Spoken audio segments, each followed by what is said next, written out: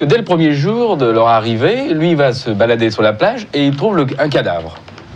Lui, il est complètement bouleversé par la découverte de ce cadavre qu'il découvre seul.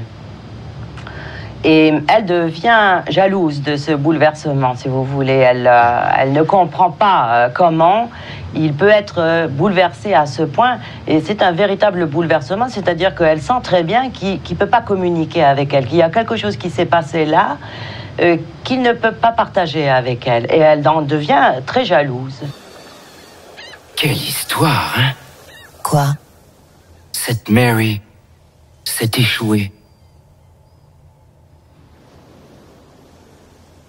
Je marchais sur la grève. Je n'ai pas vu les mouettes. J'ai d'abord vu des mains ouvertes. Je ne peux pas résister à leur appel figé, à ce qui les rend semblables aux miennes, humaines. Quelle histoire, hein? Quoi? Cette Mary, cette trouée. Oui. On ne parle que de ça au village.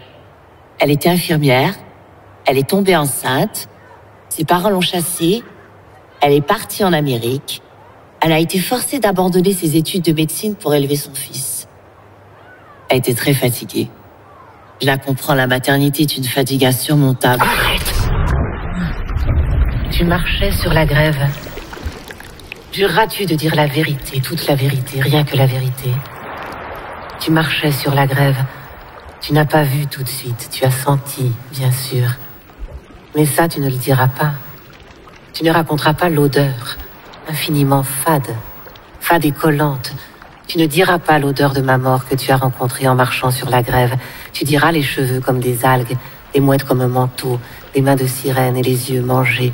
Mais diras-tu ce que je t'ai dit? Je t'ai dit, regarde, Jean.